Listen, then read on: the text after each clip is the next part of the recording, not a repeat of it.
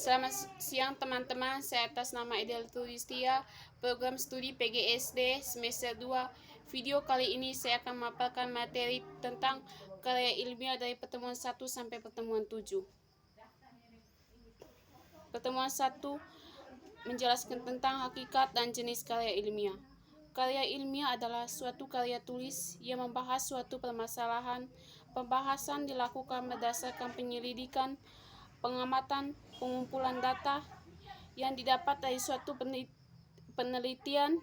Karya tulis ilmiah harus memiliki permasalahan dan pemecahan masalah yang menggunakan suatu alur penelitian dalam pemecahan masalah.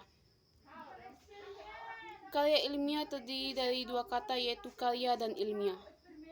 Karya menurut KBBI pekerjaan, hasil pembuatan-buatan, ciptaan atau karangan, terutama hasil. Sedangkan ilmiah adalah bersifat ilmu dan secara ilmu pengetahuan menurut syarat atau kaidah ilmu pengetahuan. Jenis-jenis karya ilmiah.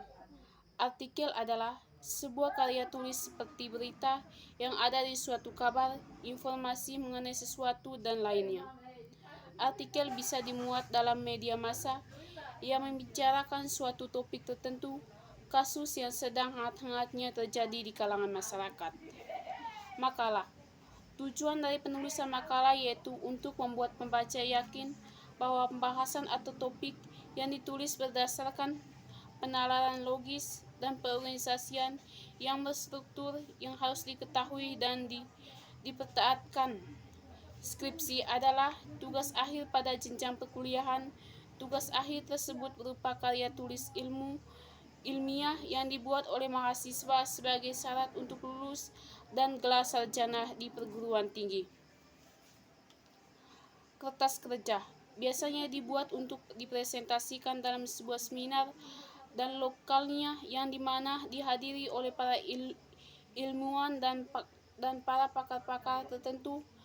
Pada acara-acara tersebut, kertas ini dijadikan sebagai bahan pedoman untuk mencapai sebuah tujuan dari presentasi tersebut. Jurnal adalah ringkasan atau rangkuman penelitian atau riset seperti tugas akhir, namun ringkasan dan tidak terperinci dan biasanya hanya dibuat kurang lebih 6 halaman. Tesis. Tesis adalah karya ilmiah yang dibuat sebagai salah satu syarat untuk lulus jenjang pasca sarjana pada jenjang magister. Disertasi. Karya tulis ilmiah yang jenis disertasi itu adalah karya tulis ilmiah yang khusus untuk seorang mahasiswa yang sedang menjalani atau sedang menyelesaikan pendidikan di bangku perkuliahan di jenjang atau tingkat doktor atau S3.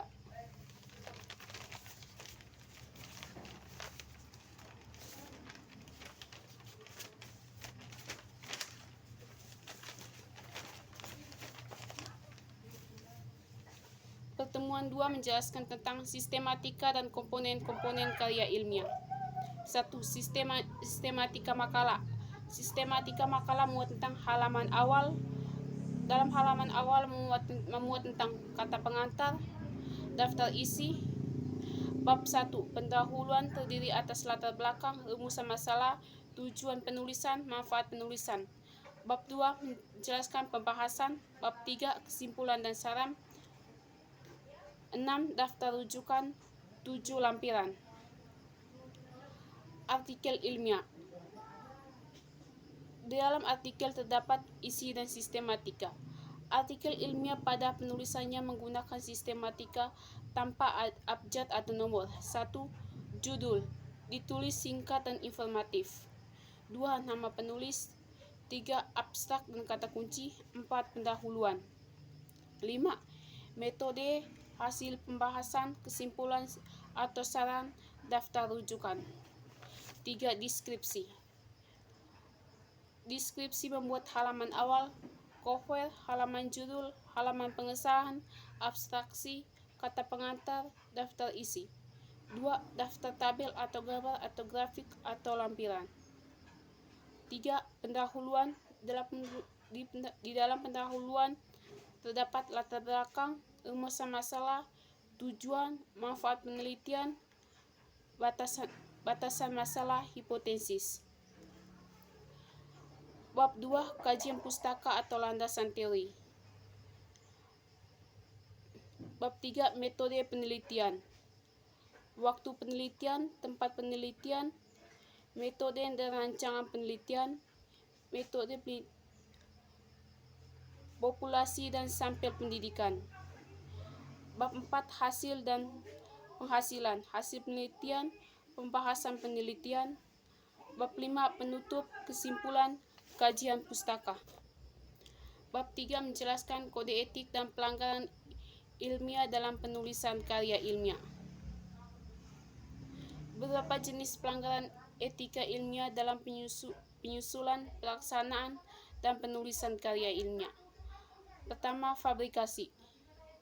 Mengarang, membuat percantik data atau hasil penelitian tanpa adanya proses ilmiah untuk dilaporkan atau dipublikasikan. Dengan kata lain, peneliti mengajikan data yang diciptakan sendiri tanpa melalui penelitian. Kedua, falsifikasi atau pemalsuan. Pemalsuan atau manipulasi hal-hal yang berkaitan dengan pelaksanaan dan hasil penelitian. 3. Plagiat atau mengambil hak kekayaan intelektual yang orang lain dan menyatakan sebagai miliknya. Keempat, penyeludupan serius atau akhirnya berbagai jenis pelanggaran. Bab 4 menjelaskan tentang teknik mencari sumber tulisan dan jurnal ilmiah internasional dan nasional. Kita bisa melalui perpustakaan atau situs internet yang menyediakan jurnal tersebut, partner universitas, dan kita bisa berlangganan website. Pertemuan ke-6 menjelaskan tentang teknik mengutip dan menyusun daftar kutipan.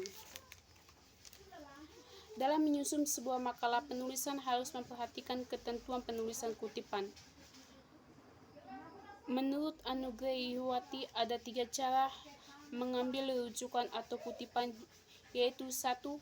Melakukan parafrase atau menyatakan kembali dengan faktor-faktor sendiri. 2. Meringkas. 3. Mengutip langsung.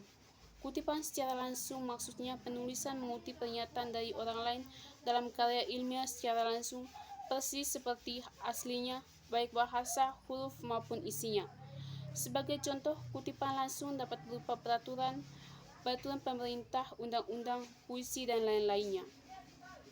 Adapun kutipan tidak langsung maksudnya penulisan mengutip pendapat dari orang lain secara tidak langsung, yang dikutip hanya pendapatnya saja. Adapun bahasa, huruf, maupun kalimatnya dikemukakan menurut bahasa penulisnya. Kutipan tidak langsung biasanya berbentuk parafrase, tetapi dalam bagian ini penulisan membagi dalam 2 cara, yaitu kutipan langsung. Penulisan mengutip secara langsung gagasan yang dijadikan sebagai acuan.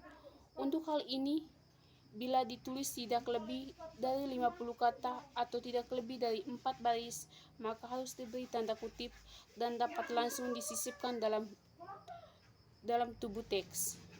Kedua, pengutipan tidak langsung. Pengutipan dengan cara tidak lazim disebut sebagai parafrase. Dalam hal ini, apabila penulis makalah meminjam ide atau gagasan pengarang lain, maka harus diberikan keterangan dari mana sumber itu diambil. Untuk dapat mendukung pernyataan atau ide dalam tulisannya, penulis makalah dapat menuliskan kesimpulan atau meminjam gagasan pengarang dan lainnya. Pertemuan ke-7 menjelaskan tentang kesalahan-kesalahan dalam sebuah karya ilmiah. Kesalahan-kesalahan dalam sebuah karya ilmiah adalah kesalahan dalam menyusun struktur penulisan karya tulis ilmiah. Kedua, penulisan bagian abstrak. Ketiga, isi terlalu panjang dengan pendahuluan yang berlebihan. Keempat, kesalahan dalam cara mengutip pendapat orang lain sehingga berkesan menjiplak atau plagiat. Sekian dan terima kasih.